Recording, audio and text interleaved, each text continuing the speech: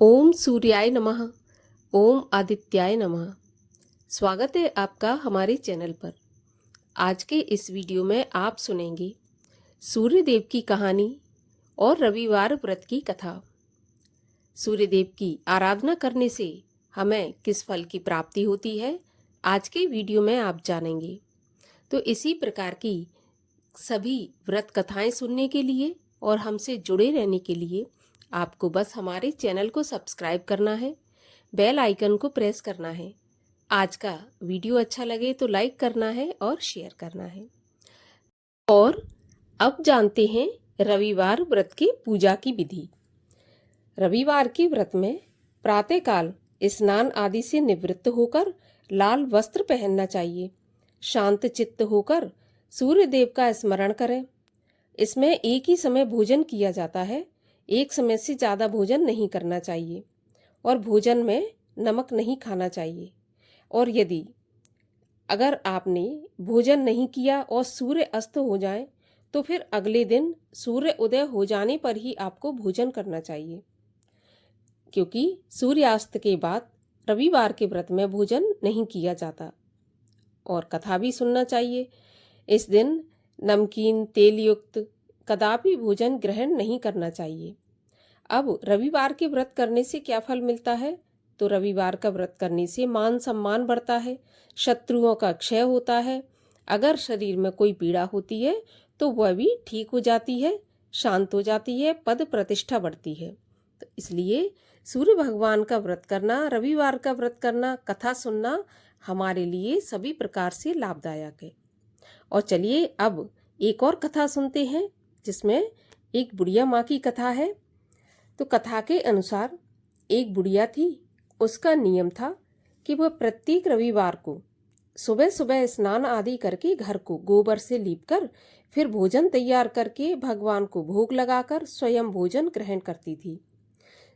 श्री हरि की कृपा से उसका घर अनेक प्रकार के धन धान्य से पूर्ण था।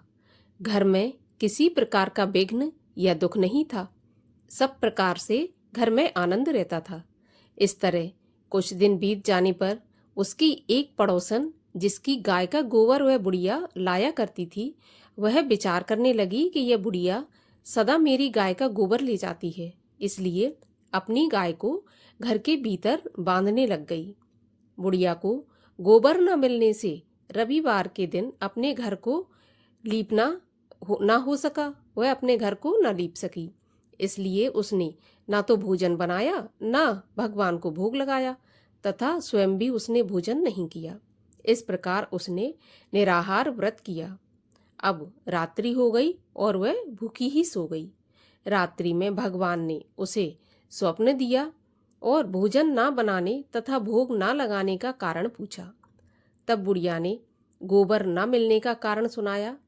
तो भगवान ने कहा कि माता, हम तुमको ऐसी गाय देते हैं जो सभी इच्छाएं पूर्ण करती है, क्योंकि तुम हमेशा रविवार को गाय के गोबर से घर लीपकर भोजन बनाकर मेरा भोग लगाकर खुद भोजन करती थी। इससे मैं बहुत प्रसन्न हूँ। मैं निर्धन को धन और बांझ स्त्रियों को पुत्र देकर दुखों को दूर करता हूँ तथा अंत समय में मोक्ष प्रदान करता हूँ। स्वप्न में ऐसा वरदान देकर भगवान अंतर्ध्यान हो गए।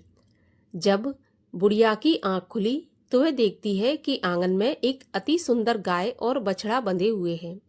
वह गाय और बछड़े को देखकर बहुत प्रसन्न हुई और उसको घर के बाहर बांध दिया और वहीं पर खाने को चारा डाल देती थी, पानी डाल देती थी। जब उसकी पड़ोसन बुढ़िया ने घर के बाहर एक अति सुंदर गाय और बछड़े को बंधा देखा तो द्वेष के कारण उसका हृदय जल उठा और उसने देखा कि गाय ने सोने का गोबर दिया है। तो वह उस गाय का गोबर ले गई और अपनी गाय का गोबर उसकी जगह पर रख गई। वह रोजाना ऐसा ही करती रही और सीधी सादी बुढ़िया बेचारी इस बात को जानती ही नहीं थी। तब सर्वव्यापी ईश्वर ने सोचा कि चालाक पड़ोसन के बुरे कर्म से बुढ़िया ठगी जा रही है। तो ईश्वर ने संध्या के समय अपनी माया से बड़े जोर की आंधी चला दी। जब आंधी चली तो बुढ़िया ने आंधी के भय से अपनी गाय को घर के भीतर बांध लिया। सुबह जब वृद्धा ने देखा कि गाय ने सोने का गोबर दिया है तो उसके आश्चर्य की सीमा नहीं रही और वह प्रतिदिन गाय को घर के भीतर बांधने लगी। उधर पड़ोसन ने देखा कि बुढ़िया गाय को अब घर के भीतर बांधने लगी है और उसका सोने का गोबर उठाने का दांव नहीं चल पा रहा, तो वह ईर्ष्या और डाह से जल उठी और कुछ उपाय न देखकर पड़ोसन ने उस देश के राजा की सभा में जाकर कहा कि महाराज, मेरे पड़ोस में एक बुढ़िया के पास ऐसी गाय है जो रोजाना सोने का गोबर देती है। आप उस सोने से प्रजा का पालन करिए, वह बुढ़िया इतने सोने का क्या करेगी। राजा ने यह बात सुनी तो अपने दूतों को बुढ़िया के घर से गाय लाने की आज्ञा दी। बुढ़िया प्रातः ईश्वर का भोग लगा भोजन ग्रहण करने ही जा रही थी कि राजा के कर्मचारी गाय खोलकर ले गए। बुढ़िया काफी रोई चिल्लाई, लेकिन कर्मचारियों के सामने कोई क्या कह सकता था। उस दिन बुढ़िया गाय के वियोग में भोजन नहीं खा सकी और रात भर रो रोकर ईश्वर से गाय को दोबारा पाने के लिए प्रार्थना करती रही।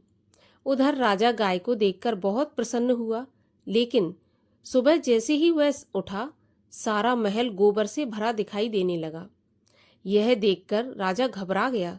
भगवान ने रात्रि में राजा को स्वप्न में कहा कि हे राजा, गाय बुढ़िया की है और बुढ़िया को लौटा दे, इसी में तेरा भला है।